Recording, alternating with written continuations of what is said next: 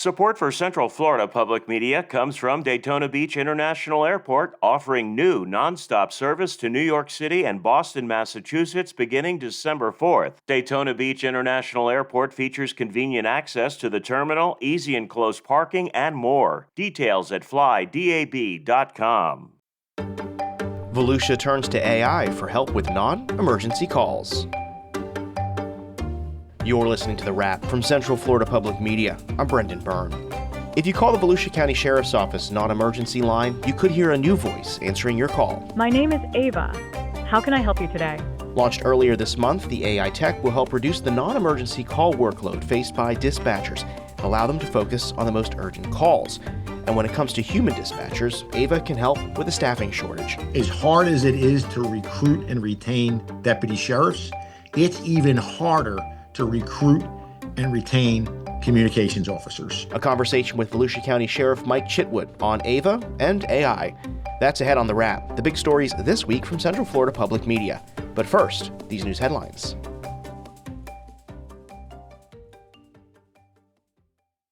Governor Ron DeSantis is challenging the 2020 census results, saying Florida was shortchanged under the Biden administration.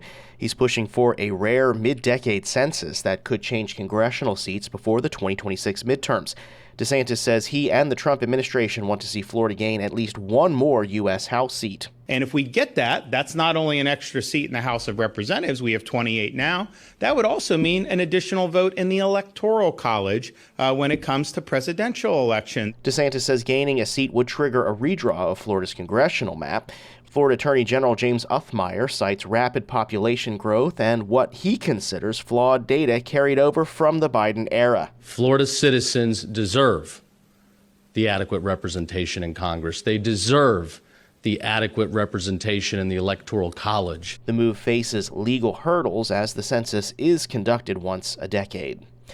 Overnight Wednesday, Orlando officials say the Florida Department of Transportation painted over the rainbow-colored crosswalks leading to the former Pulse nightclub, an LGBTQ plus venue where 49 people were gunned down in 2016.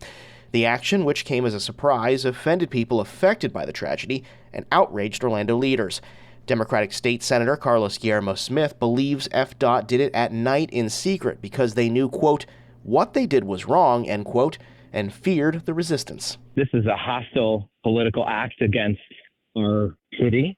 It was a betrayal of the families and the survivors of this horrific tragedy. This crosswalk was built here to honor 49 people who were murdered. Republican Governor Ron DeSantis reacted on X to comments from the senator.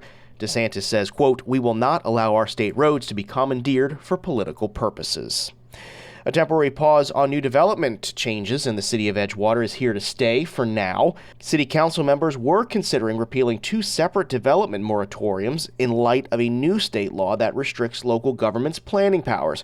Central Florida Public Media's environment reporter Molly Durig has more. Edgewater council members voted 3-2 Monday not to repeal the two ordinances temporarily pausing certain new development changes in the city. The vote went against the advice of the city attorney, who recommended repealing the ordinances. The concern is both ordinances pausing development in Edgewater could violate a new state law. The law blocks local governments from making any planning or land use changes that are, quote, more restrictive or burdensome, end quote, than the county or municipality's current status quo. Florida Shores resident Kimberly Penny says she's lost everything to flooding twice. She puts some of the blame on rampant development and poorly planned infrastructure. We need a moratorium to figure out what's going on with the infrastructure, fix the infrastructure, and start building properly, because that's not what we've been doing. Penny is one of roughly 40 people who came to Monday night's special meeting. Meanwhile, the city attorney says building industry members are already warning Edgewater. The moratorium state law. Molly Durig, Central Florida Public Media.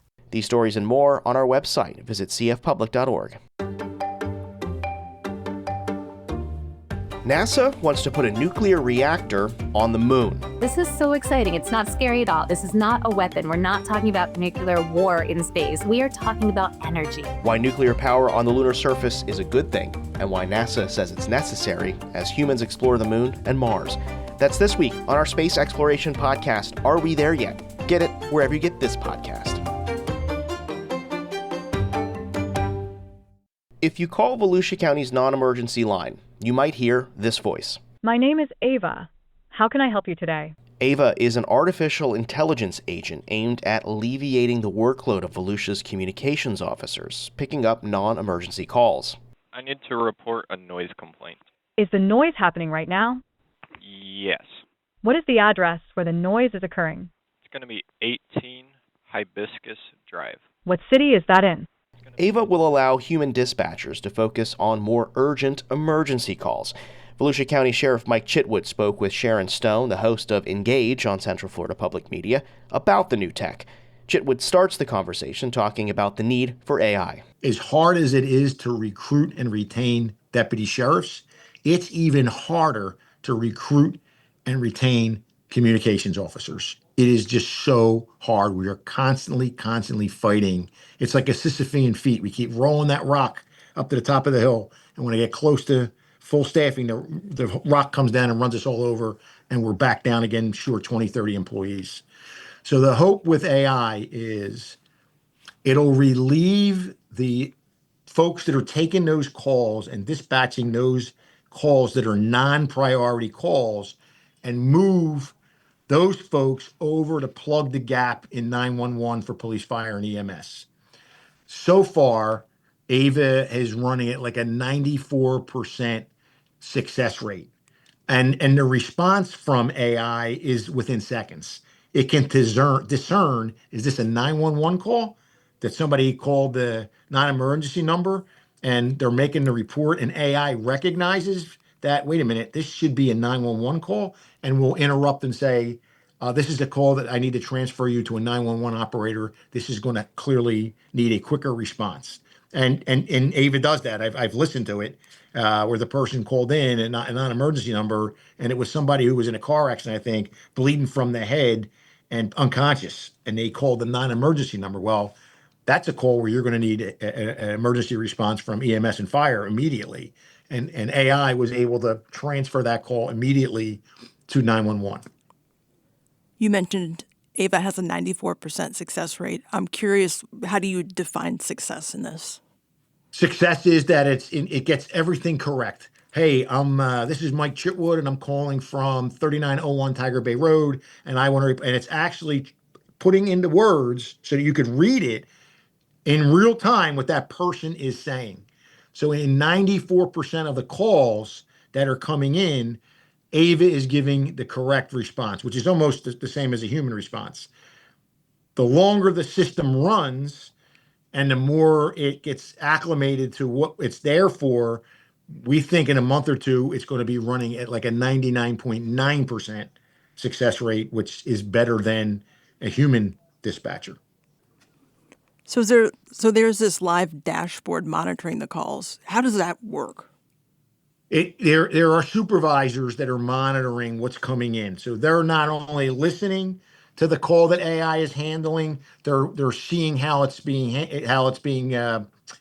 translated, and they're making sure that AI they're kind of supervising or being an extra level of eyes, quality control, I would put it, when it comes to AI, to make sure it's not just we turn and walk away from it. They're there watching on the dashboard exactly what AI is doing. So, Sheriff, some people are going to be skeptical hearing that AI is answering their call to law enforcement. What do you say to those people who are concerned either about accuracy or maybe even empathy? I would say that on the non-emergency line, where I want empathy and where I want really is the 911 call. When you call 911, most people never in their life call 911 unless it's an absolutely desperate situation. And that's where you need the live component with empathy, with everything that's going on there. AI is not going to instruct you on how to give CPR onto your infant who's choking, or to your husband who just grabbed his chest and fell to the floor and needs to be given mouth-to-mouth resuscitation. That's not going to happen. But when you call about a parked car, a legally parked car, a barking dog, loud music, those calls that come in and they actually take away from the 911 aspect. They actually slow the response time down because they just don't have all the employees to fully staff everything. And that's what AI is there for. It's those low-level calls where nobody's life is in danger, There's no weapons involved. AI can even discern by your tone of your voice whether or not this is more urgent than what the call purports to be. Where did you get this idea? We have been looking at this for probably a year. And when you look at all the other technology that we've implemented over the last several years, Live 911, where the deputies actually hear the call in the car before it ever gets dispatched. If they're in an area where, like, we just had a carjacking, it was labeled as a carjacking and a kidnapping in De Leon Springs, and the deputies heard that call live. The response time is unbelievable because you don't have to wait for it to go in. Call taker punches it into the computer and then dispatches it. You hear exactly what the call taker is saying in real time. So that is something that we're proud of with that technology. We also have it where you could video something live and stream it right into the communication center, and the dispatchers can watch it live and in some cases put it right out to the responding deputies as to what is going on. I mean, we had this happen on I-4 last year. I'm coming east on I-4, and there's a drunk driver all over the roadway. People whipped out their cell phones and were filming it. And I was able to get on my iPad. I was like maybe 3 miles behind, and I was able to throw my lights on and get up there and make the car stop in the arrest because I was watching live what the motorists were doing. They actually did a really good job. They were slowing traffic down on all 3 lanes to give the drunk driver plenty of room as he was going into the shoulders and doing loop-de-loops on I-4, and I was able to catch up there and make the stop and make the arrest. So there's a lot of technology out there, and our job is to make sure we vet it and use it to the best of its abilities. It's the same thing with AI. It's here.